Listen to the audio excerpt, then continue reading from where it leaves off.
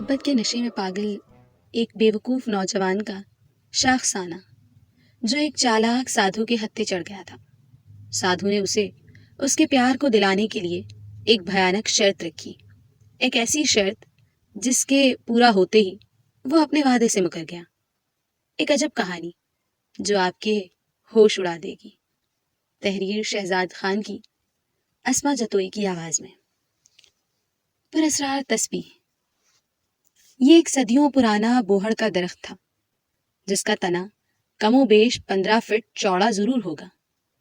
اس بوہڑ کے نیچے ایک سادھو زعفرانی لباس میں ملبوس کنویں کی منڈیر پر چوکڑی مارے اور گلے میں عجیب و غریب پرندوں کی کھوپڑیوں سے بنی مالائیں پہنے، آنکھیں بند کیے منہ ہی منہ میں اشلوک پڑھنے میں مصروف تھا۔ اس کے ماتھے پر سفید رنگ سے کھچی لکیروں نے اس کے سڑے ہوئے چہرے کو اور بھی زیادہ بدصورت اور خوفناک بنا دیا تھا۔ اس کے سامنے تازہ لہو سے بھرا ایک پیالہ رکھا تھا جس میں ایک تسبیح امام اور اس کے اوپر بندھے دھاگے کے علاوہ تمام کی تمام اس لہو سے بھرے پیالے میں پوری طرح ڈوبی ہوئی تھی۔ اس لہو کی بدبو سے آس پاس کچھ فاصلے تک عجیب سڑان سی پھیلی ہوئی تھی، مگر یوں لگتا تھا کہ جیسے وہ تازہ لہو ہونے کے باوجود کسی عجیب جانور کا خون ہو جس سے ناقابل برداشت تعفن اٹھ رہا تھا۔ ابھی چند منٹ ہی گزرے ہوں گے کہ اچانک سادھو نے اپنی آنکھیں کھول دی اور اس کے سامنے بیٹھا نوجوان جو بڑے غور سے اس کے چہرے کی طرف ٹکٹکی باندھے دیکھ رہا تھا، اس کے یوں اچانک آنکھیں کھول دینے سے اس کی سرخ اور بھیانک آنکھوں کو دیکھ کر یکدم گھبرا کر ایک جانب لڑک گیا۔ اس کے تو تصور میں بھی نہ تھا کہ کچھ دیر پہلے نارمل دکھائی دینے والے سادھو یوں اچانک ایک بھیانک اور خوفناک چہرے والا دکھائی دینے لگے گا۔ پھر کچھ دیر تک سنبھل جانے کے بعد وہ سادھو کو اپنی جانب دیکھتے دیکھ کر چونک کر سیدھا ہو کر بیٹھ گیا۔ ظاہر ہے وہ اس کے پاس اپنے کام کے سلسلے میں آیا تھا اور اس کے لیے اس نے اسے اس کام کے عوض اس کی ایک شرط پوری کرنے کی حامی بھری دی۔ سادھو جی، میں بھگوان کی قسم کھا کر کہتا ہوں، میں اس کا دل جیتنے کے لیے کچھ بھی کرنے کے لیے تیار ہوں۔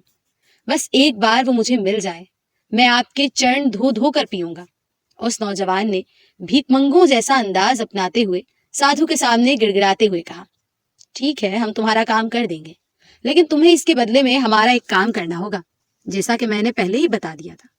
اور یاد رکھو، اگر تم نے اس کی ایک بار حامی بھر لی تو پھر دوبارہ تمہارے اس کام کو پورا نہ کرنے پر تمہارے پاس سوائے موت کو گلے لگانے کے کوئی اور راستہ نہیں بچے گا۔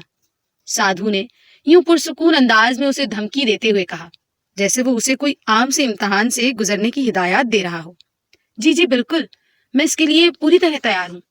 اس وقت میرے سامنے صرف اسی کو پانے کا مقصد ہے، اس سے پہلے کہ وہ کسی اور کی ہو جائے، میں اسے پہلے ہی حاصل کر لینا چاہتا ہوں۔ نوجوان نے اس کی بات کا جواب دیتے ہوئے کہا۔ اس کے انداز سے یہی لگ رہا تھا کہ جیسے وہ گھر سے ہی سب قسمیں اور وعدے پورے کرنے کی ٹھان کر آیا ہو۔ اس کی بات سن کر سادھو نے اپنی آنکھوں کو سکیڑ کر اس کی جانب بغور دیکھا اور یوں اس کی طرف ٹکٹکی باندھ کر دیکھنے لگا جیسے اس کے سر پر سینگ نکل آئے ہوں۔ دیکھو، محبت ایک طاقتور نشہ ہے جو کسی کو ایک بار لگ جائے تو اسے پیچھا چھڑانا مشکل ہی نہیں بلکہ ناممکن بھی ہے، لیکن میں اپنی شکتی کی بنا پر اس لڑکی کو تمہارے قدموں میں لا پھینکوں گا، لیکن اس کے لیے تمہیں اس کی قیمت چکانا ہوگی، جیسے کہ میں بار بار کہہ رہا ہوں۔ سادھو نے تیسری بار اسے یاد دہانی کراتے ہوئے کہا، جی ٹھیک ہے، اب آپ بتاؤ کہ مجھے کیا کرنا ہوگا۔ نوجوان نے اس کی طرف دیکھتے ہوئے مضبوط لہجے میں کہا، یہاں سے شمال کی جانب تقریباً 12 کوس دور ایک سیاہ رنگ کی پہاڑیوں کا سلسلہ ہے جس میں مختلف قدرتی غاریں موجود ہیں۔ ان میں ایک ایسی غار بھی ہے جس کا دھانا ہاتھی کے سر کی طرح دکھائی دیتا ہے۔ اس میں ایک عورت قید ہے، وہ دراصل ایک چڑیل ہے، لیکن کالے جادو کے کسی جادو کی وجہ سے اسے سزا کے طور پر وہاں قید کیا گیا ہے۔ پہلے وہ میرے قبضے میں تھی اور میرے بہت سے کام کر دیتی تھی، لیکن پھر میرے گرو نے مجھے بھی سزا کے طور پر میری اس چڑیل کو مجھ سے چھین کر اس غار میں قید کر دیا، اور اب تک اسے تقریباً 7 برس گزر چکے ہیں، اور مجھے روز رات میں اس کے چیخنے، چلانے اور رونے کی آوازیں سنائی دیتی ہیں جو مدد کے لیے مجھے پکارتی رہتی ہے۔ لیکن میرے گرو نے یہ شرط رکھی تھی کہ میں خود سے اسے کبھی بھی اس غار سے باہر نہیں نکال پاؤں گا، اس لیے مجھے ایک ایسے شخص کا انتظار کرنا ہوگا جسے کسی لڑکی سے بے پناہ محبت ہو اور وہ اس کے لیے اپنی جان تک کی بازی لگانے کے لیے ہر وقت تیار ہو۔ پھر میں نے اپنے علم سے شہر بھر میں ایسے نوجوانوں کا کھوج لگانا شروع کر دیا۔ کچھ عرصے تک میں نے بہت سے ایسے نوجوانوں کو دیکھا بھی اور پرکھا بھی، لیکن سب کے سب 2 نمبر اور دھوکے باز ہی رہے، جو اپنی محبتوں کا دعویٰ تو کرتے تھے لیکن تنہائی میں ان محبتوں پر ہنستے تھے۔ اور اکثر کو تو میں نے خود ہی بڑبڑاتے ہوئے سنا کہ وہ ایسی لڑکیوں کو سوائے بیوقوف بنانے اور ان کی عزتوں کو پامال کرنے کے علاوہ کچھ اور غرض نہیں رکھتے تھے۔ ان کی یہ حرکات دیکھ کر میں بالکل ہی مایوس ہو گیا، کیونکہ اس طرح تو میں ساری زندگی اس چڑیل کو اس غار کی قید سے آزاد نہیں کروا سکتا، کیونکہ کسی لڑکی سے سچی محبت کرنے والا نوجوان تلاش کرنا جوئے شیر لانے کے مترادف ہو گیا تھا۔ لیکن پھر جب تم نے اپنی محبت کو پانے کے لیے اپنے کسی دوست کے ذریعے مجھ سے رابطہ کیا تو میں نے اپنے علم کے زور سے تمہارے متعلق بھی معلومات اکٹھی کی۔ تو مجھے یہ دیکھ کر انتہائی خوشی ہوئی کہ مجھے ایک ایسا نوجوان مل گیا تھا جو میرے کام آ سکتا ہے اور میری اس چڑیل کو غار سے چھڑوا کر میرے پاس دوبارہ واپس لا سکے۔ سادھو نے اسے یوں پوری تفصیل بتا دی، جیسے اگر اس نے ایک لمحے کی بھی دیر کی تو شاید اس کے سامنے بیٹھا نوجوان اٹھ کر بھاگ ہی نہ جائے۔ جیسے جیسے سادھو بولتا جا رہا تھا اس کے سامنے بیٹھا نوجوان حیرت سے منہ پھاڑے اس کے چہرے کی جانب دیکھے جا رہا تھا۔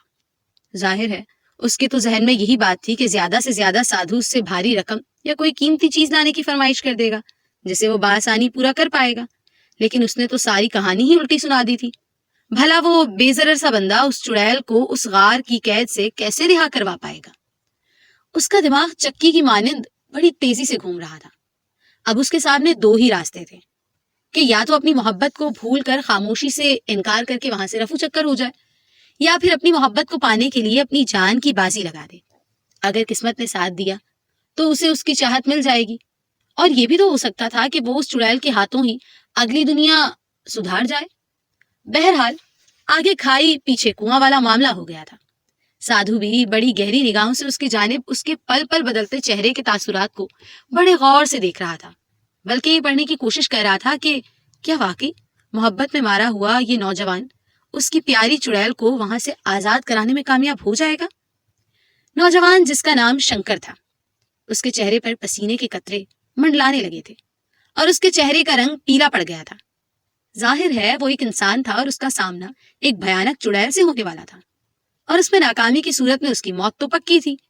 اس کے باوجود اس کے خدشے کے پیش نظر سادھو نے اسے یقین دلایا تھا کہ وہ اسے ایک ایسی چیز دے گا جس کو اس چڑیل کے سامنے کرنے سے وہ اسے کچھ نہیں کہے گی، بلکہ کسی بکری کی مانند میں کرتی اس کے پیچھے چلنے لگے گی اور ساتھ چلنے کو تیار ہو جائے گی۔ سادھو کے مطابق وہ چڑیل اس کی وہ دی ہوئی چیز کو بخوبی پہچانتی ہے، اس کا تعلق اس سے ہے، اس لیے وہ فوراً سمجھ جائے گی کہ اسے سادھو نے ہی اسے آزاد کروانے کے لیے اس غار میں بھیجا ہے، اس لیے وہ اس پر حملہ کرنے کے بجائے اس کے ساتھ چلنے کے لیے تیار ہو جائے گی۔ اور وہ پراسرار چیز تھی، وہ تسبیح جو اس وقت اس تازہ لہو کے پیالے میں مکمل طور پر ڈوبی ہوئی تھی۔ خون کی وجہ سے اس کے تمام دانوں پر لہو کی تہ سی جم گئی تھی، لیکن سادھو نے جب تک اس نوجوان سے اس چڑیل کو رہا کروانے کا کام پکا نہیں کروا لینا تھا تب تک وہ اسے یہ تسبیح نہیں دے سکتا تھا۔ اس تسبیح کو ایک بار چڑیل اس کے پاس دیکھ چکی تھی اور سادھو نے اسے اس تسبیح کے متعلق کچھ تفصیلات بتائی تھی، جسے سن کر اس چڑیل نے نہ صرف اس تسبیح کو اس کے لیے چوما تھا بلکہ اس نے سادھو سے وہ تسبیح اسے بخش دینے کی التجا بھی کی تھی۔ لیکن اس کی بات سن کر سادھو نے صاف انکار کر دیا تھا کہ وہ یہ تسبیح اسے کسی بھی صورت نہیں دے سکتا۔ یہ تھا کہانی کا پہلا حصہ، پراسرار تسبیح کہاں پہنچتی ہے۔ ملتے ہیں اگلے حصے میں، تب تک رکھیے اپنا خیال اور انتظار کیجیے۔ Please like, comment and subscribe the channel Shehzad Khan Horror Stories, and thanks for watching.